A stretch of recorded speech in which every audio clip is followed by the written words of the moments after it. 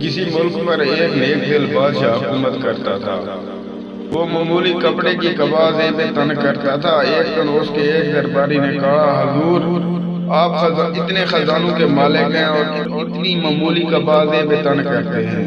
آپ کے لیے بہتر یہی ہے کہ آپ اپنے لیے بہترین چینی ریشم کی قبا تیار کروائیں اور اسے زیب تن کریں۔ بادشاہ نے، جو کہ نہایت عاقل اور عادل تھا، اس نے کہا، میرے دل میں بھی یہ خواہش ہے کہ میں اپنے لیے ایک بہترین قبا تیار کراؤں، مگر کیا کروں، یہ خزانہ میرا نہیں بلکہ رعایا کا ہے اور یہ ملک ان کی ملکیت ہے۔ اس خزانے کا بہترین خرچ یہ ہے کہ میں اسے فوج پر خرچ کروں اور اسے مضبوط بناؤں تاکہ وہ رعایا اور اس ملک کی حفاظت کرے۔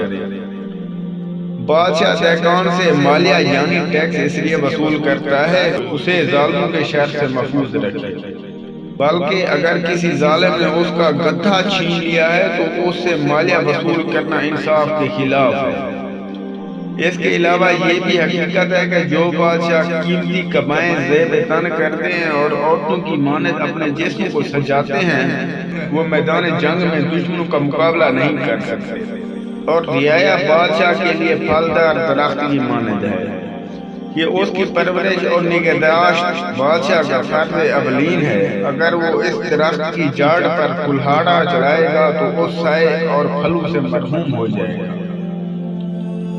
اس سے زیادہ بزدل اور کمینہ کوئی نہیں ہے جو کہ چونٹی کے آگے سے دانہ اٹھائے۔ شجاعت و بہادری کی قسم، پوری دنیا کی حکومت بھی اس قابل نہیں ہے کہ اس کے لیے کسی کا خون ناحق بہایا جائے۔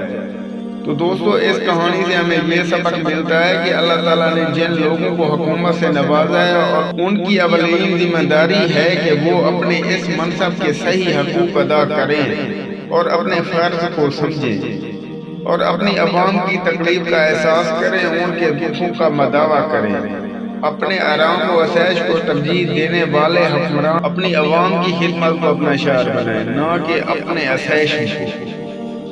دوستوں، امید کرتے ہیں آج کی ہماری یہ ویڈیو آپ کو پسند آئی ہوگی۔ اگر ویڈیو پسند آئی ہے تو اپنے دوستوں احباب کے ساتھ ضرور شیئر کیجیے۔